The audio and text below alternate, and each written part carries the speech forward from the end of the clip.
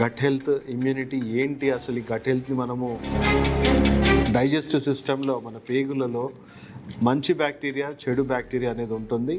ఈ చెడు బ్యాక్టీరియా ఎక్కువైపోవడం వల్ల మన గట్ నుంచే మనకు 90% రోగాలు మనకి జనరేట్ అవుతూ ఉంటాయి. వాటి నుంచి వచ్చే విషవాయువుల వల్ల మన బాడీలో ఎన్నో రకాల ఇన్ఫ్లమేటరీ డిసీజెస్ వస్తూ ఉంటాయి. మన అవయవాలు దెబ్బతింటూ ఉంటాయి. మన వెన్నుపూస, మనకు brain stroke, heart stroke, almost చూసుకోండి ఏ డిసీజ్ అయినా చూసుకుంటే గట్ నుంచే మనకి జనరేట్ అవుతా ఉంటుంది. మనకి స్ట్రెస్ వల్ల కూడా మన గట్ హెల్త్ అనేది బాడీలో కార్టిసాల్ లెవెల్స్ పెరిగిపోయి సర్వైవల్ ఆఫ్ ద ఫిట్టెస్ట్, ప్రకృతి నియమం ఏదైతే ఉందో బాడీని డిటాక్సిఫికేషన్ చేయాలి. అంటే వీట్ గ్రాస్ లాంటివి ఎన్నో గ్రీన్ జ్యూసెస్, పండ్ల నుంచి వచ్చే గ్రీన్ జ్యూసెస్ కానీ, తల్లి పాల నుంచి బిడ్డకి ఇమ్యూన్ సిస్టమ్ అనేది పాస్ అవుతుంది. మనం చూసుకుంటే ఇప్పుడున్న తల్లిపాలలో ఈవెన్ ప్లాస్టిక్స్ వచ్చే తరానికి ఆస్తులు కాదండి, గట్ హెల్త్, ఇమ్యూనిటీ ఇవ్వాలనే విషయాన్ని మనం ఈరోజు మీకు అవగాహన కలిగించబోయే టాపిక్ వచ్చేసి గట్ హెల్త్ అండ్ ఇమ్యూనిటీ. చాలామంది ఇప్పుడు గట్ హెల్త్ గురించి మాట్లాడుకుంటూ ఉన్నారు. గట్ హెల్త్, ఇమ్యూనిటీ ఏంటి? అసలు ఈ గట్ హెల్త్ని మనము ఎలా ఇంప్రూవ్ చేసుకోవాలి, మన ఇమ్యూనిటీని ఎలా ఇంప్రూవ్ చేసుకోవాలి, గట్ హెల్త్ ఇంపార్టెన్స్ ఏంటి, అసలు గట్ హెల్త్ మెయింటైన్ చేయకపోవడం వల్ల ఎన్ని సమస్యలు వస్తాయి అండ్ వాటిని ఎలా నివారించుకోవాలి, ఎలా మనం మళ్ళీ గట్ హెల్త్ని రిస్టోర్ చేసుకోవాలనే విషయం మీద ఈరోజు పూర్తి అవగాహన మనం కలిగించబోతున్నాం. దయచేసి వీడియోని లాస్ట్ వరకు కూడా చూడండి. సో గట్ హెల్త్ అంటే ఏం లేదండి, మన డైజెస్టివ్ సిస్టంలో మన పేగులలో మంచి బ్యాక్టీరియా, చెడు బ్యాక్టీరియా అనేది ఉంటుంది. ఈ చెడు బ్యాక్టీరియా ఎక్కువైపోవడం వల్ల మన గట్ హెల్త్ డిస్టర్బ్ అవుతుంది.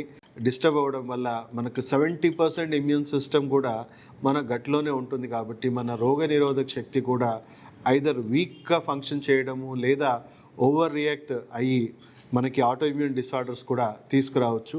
సో ఆయుర్వేదంలో మనం చెప్తాం కదా, దాదాపు 90% డిసీజెస్ మన గట్ నుంచే మనకు ప్రొడ్యూస్ అవుతాయని.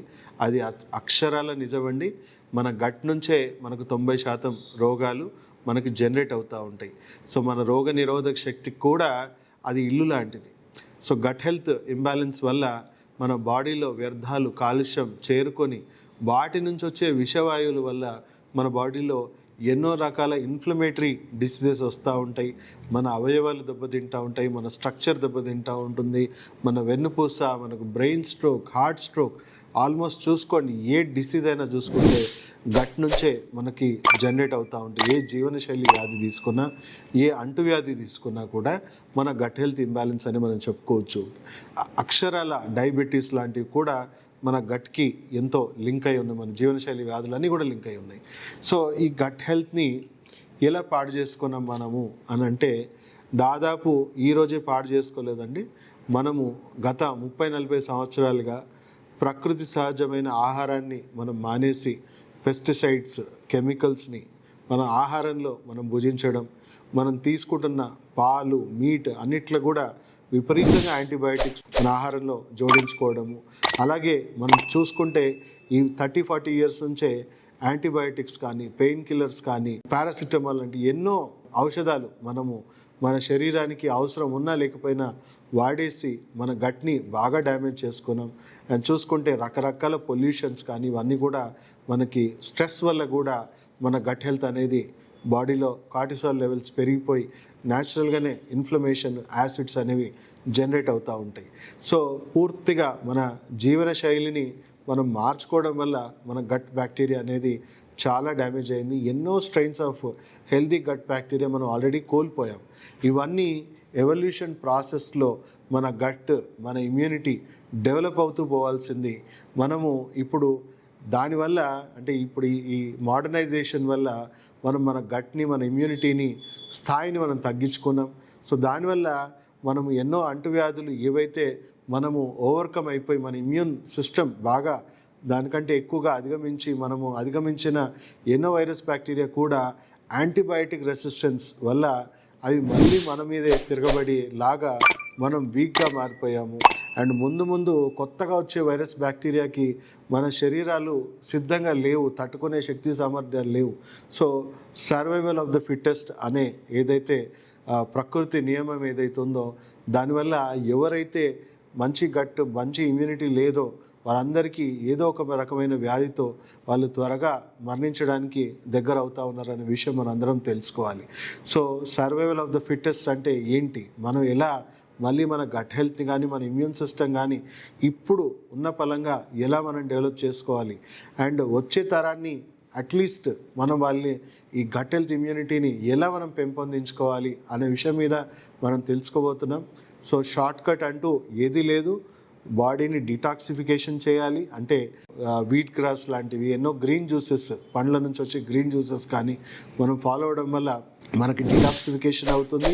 అండ్ కొన్ని స్పెషలైజ్డ్ డిటాక్సిఫికేషన్ ట్రీట్మెంట్స్ కూడా మెడిసినల్గా ఇస్తాము. దానివల్ల కూడా హెర్బల్ మెడిసిన్స్ వీటి ద్వారా కూడా మంచి డిటాక్సిఫికేషన్, దానివల్ల ఏంటంటే మీ శరీరంలో ఉన్న చెడు బ్యాక్టీరియా నివారించవచ్చు, వ్యర్థాలు కాలుష్యాన్ని తొలగించవచ్చు, మంచి ఆరోగ్య వ్యవస్థ మళ్ళీ మనం చెప్పాలి అంటే మన బాడీని ఆల్కలైన్గా మార్చి మంచి ఆరోగ్యకరమైన వాతావరణం మన శరీరాన్ని తయారు చేయొచ్చు. అండ్ ఇవన్నీ పాటిస్తూ కూడా మంచి ఆరోగ్యకరమైన ఆహార పదార్థాలు, ప్రకృతి సహజమైన ఆహార పదార్థాలు తిన్నా కూడా మనం సంపూర్ణంగా మనం గట్ హెల్త్ని ఇంప్రూవ్ చేయలేము. ఎందుకంటే ఎన్నో స్ట్రెయిన్స్ ఆల్రెడీ మన బాడీలో నుంచి కోల్పోయాం, కానీ ఉన్న వాటిని కాపాడుకున్నట్టు మాత్రం ఇది డెఫినెట్గా వర్క్ చేస్తుంది.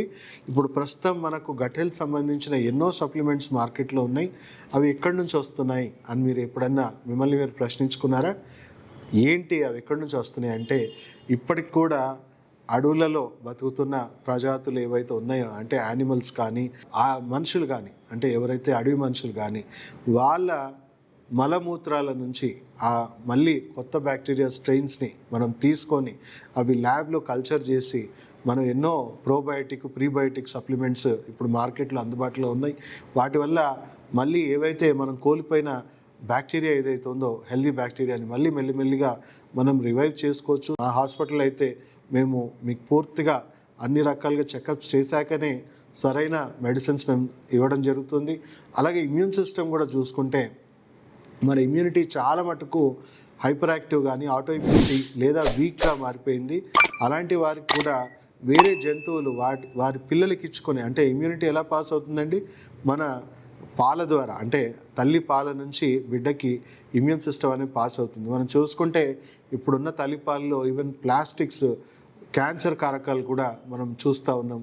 సో ఓకే, తల్లిపాలే శ్రేయస్కరం, ఇప్పటికైనా కూడా something is better than nothing, మనం తల్లిపాలు పట్టించాల్సిందే. దాంతోపాటు వేరే జంతువుల నుంచి ఏవైతే మనకంటే ఎక్కువ ఐక్యూ, ఎక్కువ స్ట్రెంగ్త్ ఉన్న 300 రెట్లు ఎక్కువ శక్తివంతమైన రోగనిరోధక శక్తి ఉందో వాటిని మనం మళ్ళీ మన ఇమ్యూన్ సిస్టమ్ని, మన గట్ హెల్త్ని మనం మార్చుకోవాలి. సో మెడిసినల్గా మీరు ఒకసారి మా హాస్పిటల్కి వస్తే మీ గట్ హెల్త్, మీ ఇమ్యూనిటీని మేము స్కాన్ చేసేసి ఒకవేళ ఇంపైర్డ్ గట్ హెల్త్ ఉంటే మనం మళ్ళీ పూర్తిగా రీప్లేస్ చేసుకుంటే మీ ఆరోగ్య వ్యవస్థ పూర్తిగా మళ్ళీ ఆరోగ్యం, ఆయుష్ పర్ఫెక్ట్గా మారిపోతుంది. ఎంతోమంది సఫర్ అవుతున్న ఆటో ఇమ్యూన్ డిసార్డర్స్ కానీ, under active immune system disorders కానీ, ఎన్నో జీవనశైలి వ్యాధులకు కూడా నేను చేస్తుంది అదే. వాళ్ళ గట్ హెల్త్, వాళ్ళ ఇమ్యూనిటీని పూర్తిగా మార్చి వాళ్ళ అవయవాల పనితీరుని పూర్తిగా ఇంప్రూవ్ చేసి మళ్ళీ వాళ్ళకున్న రోగాలు, రుగ్మతలు ఏమన్నా అవసరం పడితే నాన్ సర్జికల్ ట్రీట్మెంట్స్ కూడా చేసి వాళ్ళని పూర్తి ఆరోగ్యవంతంగా తయారు చేస్తున్నాం. అట్లీస్ట్ వచ్చే తరాల కన్నా మంచి ఆర్గానిక్ ఫుడ్, పోషకాలతో, ఎందుకంటే మన ఆహారం కూడా చూసుకుంటే 30% to 90% పోషకాలు మన ఆహారంలో కూడా తగ్గిపోవడం జరిగింది. సో మళ్ళీ ఒక తరం పూర్తిగా కష్టపడితే కానీ మళ్ళీ ఆ పోషక విలువలు ఆహారంలో మనం డెవలప్ చేయలేము. సో అప్పటి వరకు మనము ఈ గట్ హెల్త్ని, మన ఇమ్యూనిటీని మార్చుకోవడమే మనకుంది. ఒకవేళ మనం మార్చుకోలేకుండా కేవలం రోగ కారకాలకి, రోగ మూలాలకి మనం వైద్యం ఇవ్వకుండా లక్షణాలకే వైద్యం ఇచ్చుకుంటూ అలోపతి మెడిసిన్స్ అలాగే సిమ్టమ్స్ని సప్రెస్ చేసుకుంటూ వాడుకుంటే, అలోపతి ట్రీట్మెంట్ వాళ్ళకి నేర్పించింది ఏంటంటే సిమ్టమ్స్ని సప్రెస్ చేయండి, రేపు పూర్తిగా డ్యామేజ్ అయ్యాక ఆ పార్ట్ని మార్చేసుకోండి, మళ్ళీ కొత్త పార్ట్ వేసుకోండి, మళ్ళీ పాడవుతాయి, మళ్ళీ పార్ట్స్ చేంజ్ చేసుకోండి. సో ఇప్పుడున్న తరంలో అది సాధ్యం కాదు. ఎందుకంటే యాంటీబయాటిక్ రెసిస్టెన్స్ వల్ల మనకి చిన్న చిన్న శస్త్రచికిత్సలు కూడా యాంటీబయాటిక్ రెసిస్టెన్స్ వల్ల ఆపరేషన్ సక్సెస్ అయినా పేషెంట్ మాత్రం ఇన్ఫెక్షన్స్తో చనిపోతూ ఉన్నారు. సో మీ గట్ హెల్త్ని, మీ ఇమ్యూనిటీని మీరు మార్చుకొని అట్లీస్ట్ మీ ఆహారం జీవనశైలిని మార్చుకొని మీ గట్ హెల్త్ మీరు కాపాడుకొని మీ ఆరోగ్య వ్యవస్థని ఆరోగ్యంగా మీరు ఉంచుకోవాలని ఈ అవగాహన మీ ప్రతి ఒక్కరికి చేర్చండి. ప్రతి ఒక్కరికి గట్ హెల్త్ ఇమ్యూనిటీ అనేది ఎవల్యూషన్ ప్రాసెస్లో బాగా తగ్గిపోయింది. ఇప్పుడున్న తరాల్లో మన అందరం కష్టపడితేనే మన గట్ హెల్త్ ఇమ్యూనిటీని మళ్ళీ మనం ముందు తరాలకి సరైన ఆరోగ్యాన్ని మనం ఇవ్వాలి. అంటే వచ్చే తరానికి ఆస్తులు కాదండి, గట్ హెల్త్ ఇమ్యూనిటీ ఇవ్వాలనే విషయాన్ని మనం అందరం గుర్తుంచుకోవాలి. Thank you.